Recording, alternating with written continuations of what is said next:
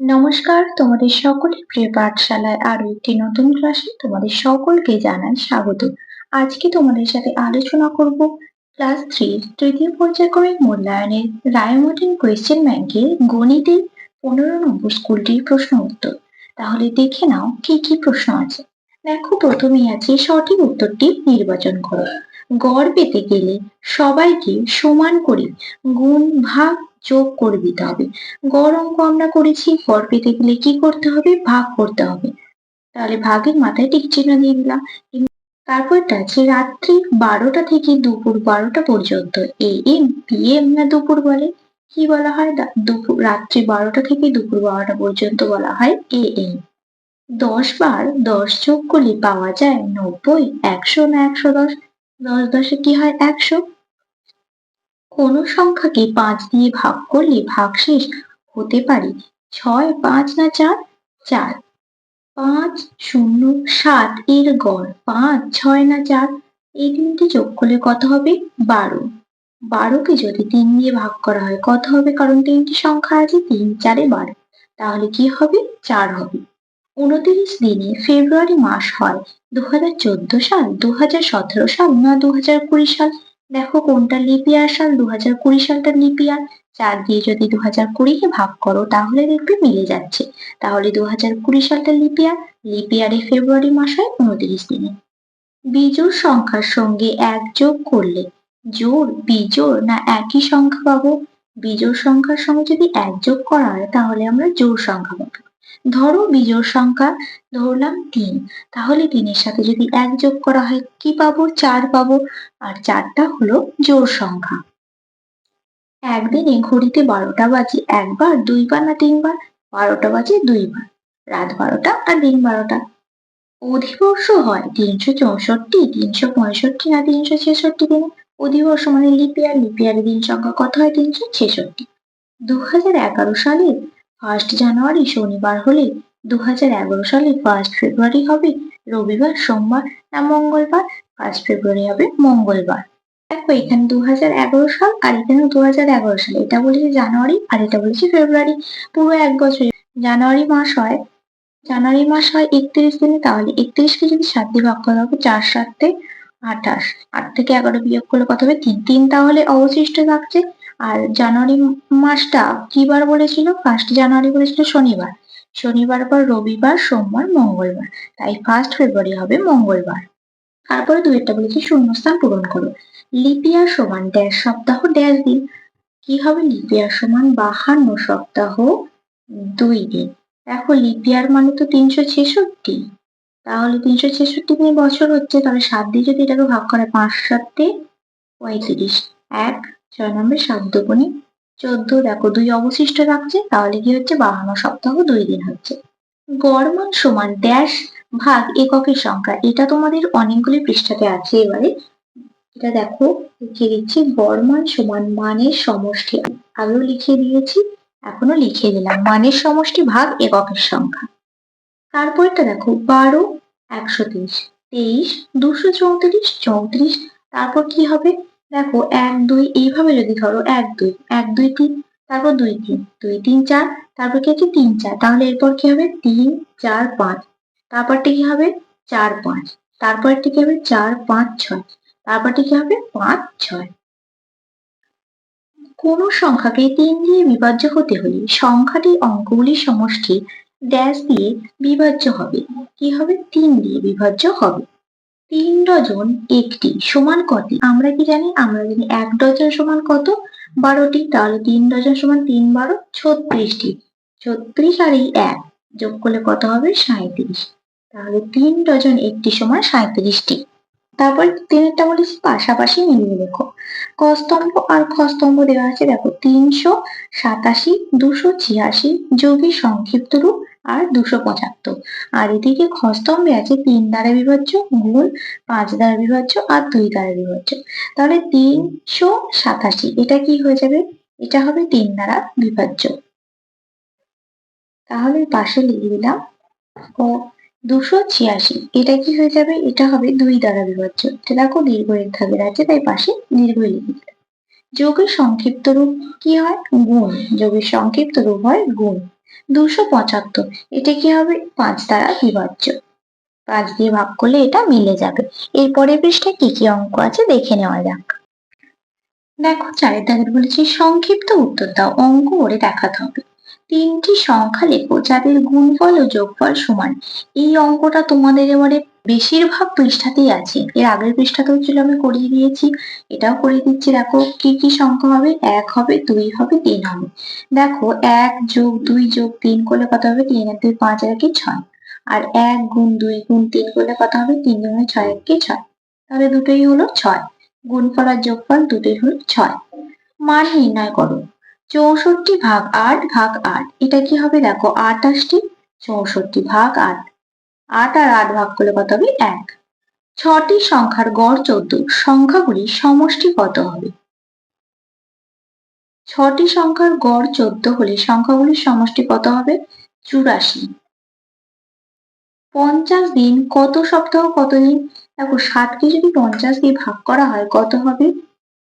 1 সপ্তাহ সমান 7 দিন, তাহলে 7 7 49, 9 থেকে 10 বের করলে 1, তাহলে কি হবে? 7 সপ্তাহ 1 দিন। প্রথম বন্ধনীর চিহ্নটি লিখে দেখো। এটা হলো প্রথম বন্ধনীর চিহ্ন। 5টি সংখ্যার সমষ্টি 25 হলে সংখ্যাগুলির গড় কত হবে?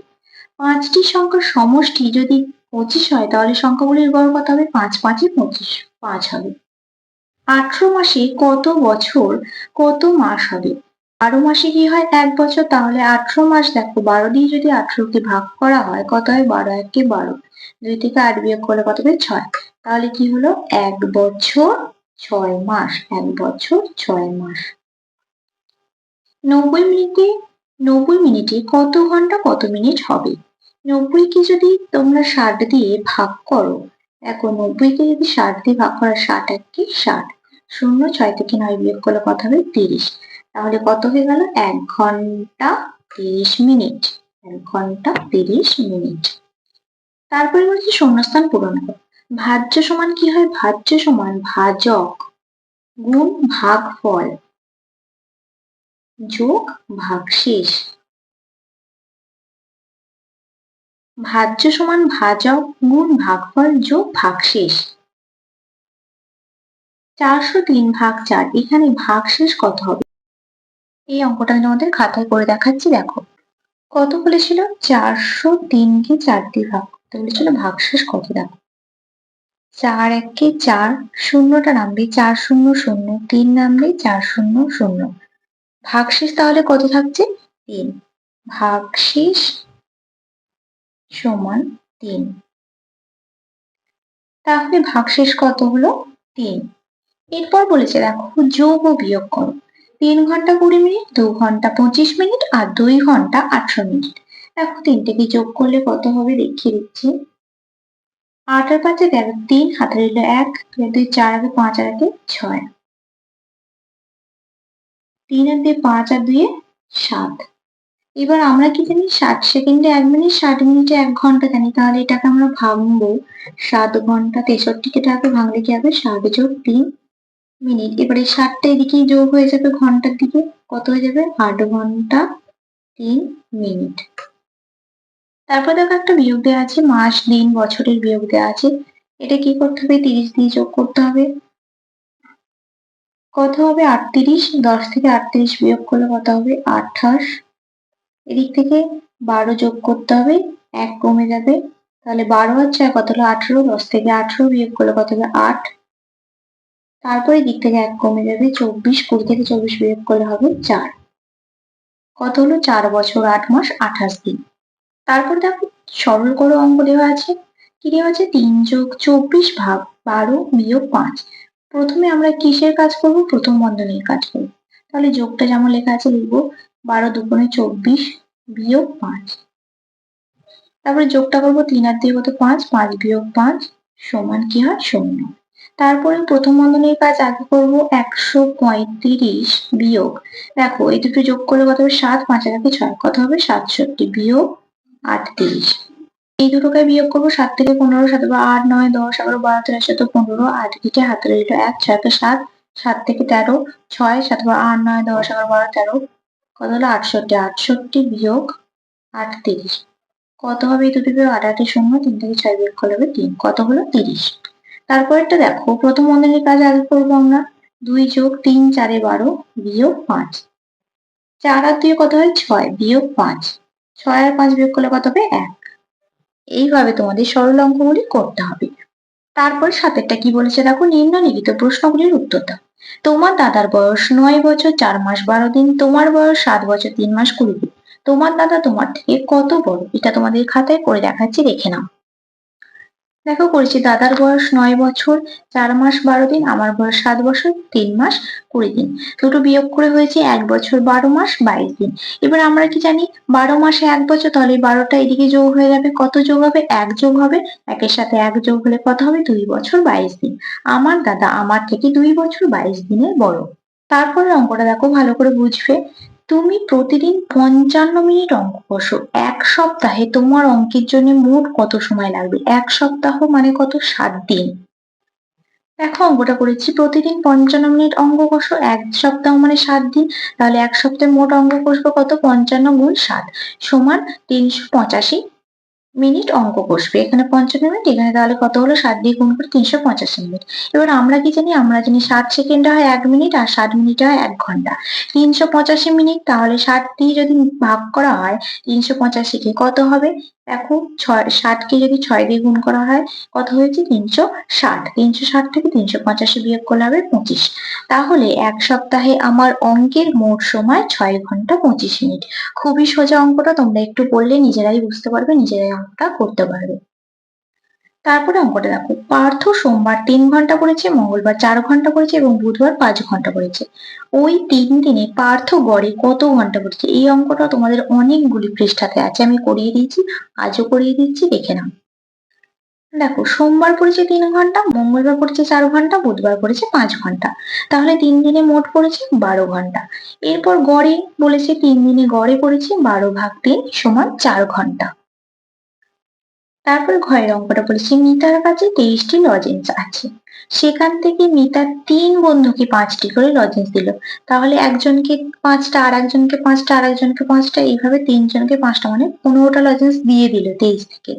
তার কাছে কতগুলি লজেন্স পড়ে রইল? গণিতের ভাষায় প্রকাশ করে সমাধান করো।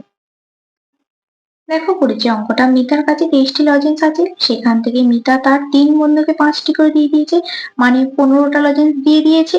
এখন লজেন্স রইল 23 বিয়োগ 15 সমান 8টি। গণিতের ভাষায় সমাধান করে পাই 23 বিয়োগ 5 গুণ 3, 23 বিয়োগ 3 5 15, তাহলে কত হয়ে গেল? 8টি। তারপরে ময়ার অঙ্কটা বলেছে, তোমাদের স্কুলে 3টি ঘর তৈরি করা হলো। প্রথম ঘরটি তৈরি করতে 1 মাস 17 দিন, দ্বিতীয় ঘরটি তৈরি করতে 2 মাস 5 দিন, তৃতীয় ঘরটি তৈরি করতে 1 মাস 27 দিন সময় লেগেছে। স্কুলের 3টি ঘর তৈরি করতে মোট কত সময় লেগেছে? প্রথম ঘরটি তৈরি করতে 1 মাস 17 দিন, দ্বিতীয় ঘরটি তৈরি করতে 2 মাস 5 দিন, তৃতীয় ঘরটি তৈরি করতে 1 মাস 27 দিন সময় লেগেছে। 3টি ঘর তৈরি করতে মোট সময় লেগেছে 4 মাস 49 দিন। এবার আমরা জানি কি 30 দিনে 1 মাস, 49টাকে 30 দিয়ে ভাঙলে কত হবে? 30 যোগ 19।